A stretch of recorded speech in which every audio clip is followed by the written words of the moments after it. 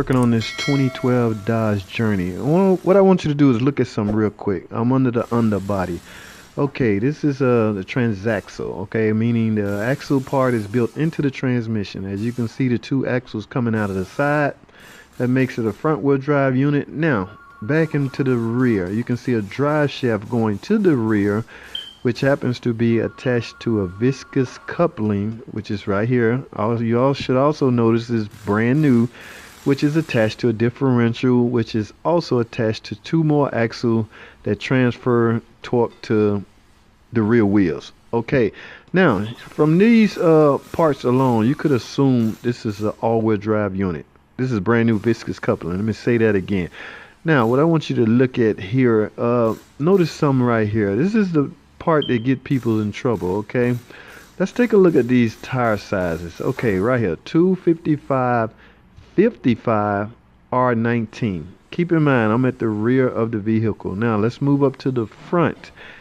And what do we have up front? Okay, where is it? Where is it? Where is it? Where is a good picture of the tire size? It is right here.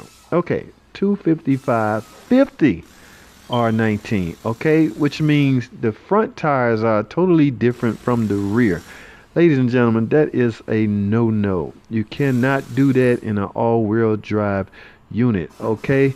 So this brand new viscous coupling that I just replaced about a month ago is ruined. It's normally used to link the rear wheels to the front wheels so that when one set of wheels start to slip, torque will be transferred to the other set. All right, so all four tires have to match. You will ruin your suspension and your drivetrain driving around in an all-wheel drive vehicle with mismatched tires. Okay, if you're driving an all-wheel drive unit, make sure your tires match. All right, that's all I have, man. Thanks for watching. Comment, subscribe, and I'll see y'all in the next video. Sure. All right, guys, I'm at a car lot. I'm here to check out a Chrysler 300 for a guy. It's ticking. He want me to shut it up. That's all my job is to do, is to shut it up. However, while I'm here waiting on him, I come over here and see a Cherokee with the hood up. Actually, I let the hood up. And guys, what do I notice? Y'all see that? Don't be doing that. How many times I gotta tell y'all this is not cool? Guys, poor connection at the battery on a car this sophisticated could brick your car, could send your whole electrical system in haywire and brick it. You won't be able to start it, won't be able to shift gears, you won't be able to do nothing. So I advise you to don't. Simple, Scotty Kilmore, don't do that. Don't stick a damn screw. Oh my goodness, just get another terminal. This is replaceable. Or just get another battery with the proper size head on it. Oh my goodness, stop this. All right, I'm done picking on them. All right, it's supposed to be for sale, but I hope they got to fix it first. Guys, that's all I have, man. I just wanted to highlight that. Thanks for watching. Alrighty, guys, real quick, they told me my parts are down here on the vehicle. Oh yes, some nice good brainless maintenance work. Keep in mind the goal behind maintenance work, guys, we're trying to prolong the life of the vehicle. So from time to time we need to change some fluid. I got some coolant flush here, rear differential, oil filter. And the thing about this oil filter, as far as the oil change go, let me show y'all this. Y'all see this cap? This vehicle takes 0W20. Okay, this is a Gen 3 Pentastar engine. All right, no, it doesn't use 5W20. This takes 0W20 fully synthetic. All right, so yeah, trying to prolong the life of the car. They figured they'd get tune-up is not due yet. Tune-up due at 100,000 miles. I don't think this vehicle have 100,000 miles yet, and it's not four-wheel drive, so there is no transfer case to service. All right, yes, and we already rotate and balance the tires, they're in alignment. So now comes the coolant flush, rear diff, oil change, help prolong the life of the car. Guys, I advise you to stay on top of your maintenance. All right, that's all I have. George, real quick, guys, y'all see this mileage, right? 32,826. Now this is a 2010 Chrysler PT Cruiser, clean little joker too. All right, now I want to know y'all thoughts on this. How y'all feel about this? Keep in mind, I just said it's a 2010 with 32,000 miles. I have to sell. Remember, guys, when you work for an establishment, they have rules in place. One of the rules I have to go by is I have to try and upsell even a timing belt on this car. I know some of y'all would say a timing belt, it just has 32,000 miles, but we're talking about age here. That timing belt today, as it stands in its original state, is practically 13 years old, right? 2010, 10 more, yeah, 13 years old. Okay, so do you replace it because of that reason alone?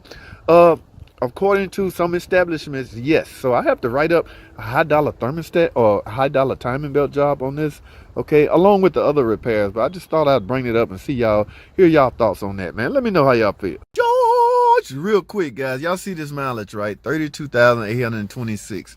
Now, this is a 2010 Chrysler PT Cruiser. Clean little joker, too. All right. Now, I want to know y'all thoughts on this. How y'all feel about this? Keep in mind, I just said it's a 2010 with 32,000 miles. I have to sell. Remember, guys, when you work for an establishment, they have rules in place. One of the rules I have to go by is I have to try and upsell even a timing belt on this car. I know some of y'all would say a timing belt, it just has 32,000 miles. But we're talking about age here. That timing belt today, as it stands in its original state, is practically 13 years old, right? 2010, 10 more, yeah, 13 years old. Okay, so do you replace it because of that reason alone? According to some establishments, yes. So I have to write up a high-dollar thermostat or a high-dollar timing belt job on this, okay, along with the other repairs. But I just thought I'd bring it up and hear y'all thoughts on that, man. Let me know how y'all feel. Real quick, guys, this is a Challenger, Dodge Challenger. I want to show, somebody was asking me about draining the oil on the cooler, the oil cooler. Y'all know all the 6.2 supercharged Hellcat trim engines or setup. It's a Challenger. Will include a oil cooler. All right, yes, oil cooler is right above the oil filter. Of course, it's gonna have two lines running out in front of the bumper. See, the bumper is off of this one, so it's very visible on this one. All right, yes, take you a half-inch, look like, drain the oil out, when you're doing an oil change. Yes, reach up under the cowl and drain the oil out of here as well. They do this at the dealer as well. So you want all the old oil out because that oil is basically circulating. All right, let's hit it to an oil cooler. Looks similar to a trans cooler, all right, radiator, what have you. But yeah, let's get the oil out of there as well. This is 6.2 supercharged Hellcat trim engine, very powerful. All right, thanks for watching. Alrighty, guys, here we go real quick. Another shorts. Here's this engine, guys. We're getting ready to put it in. We got it all prepped up, got the oil pan on it. Now I left the front timing cover off and of course the intake off. Here's the old engine, guys.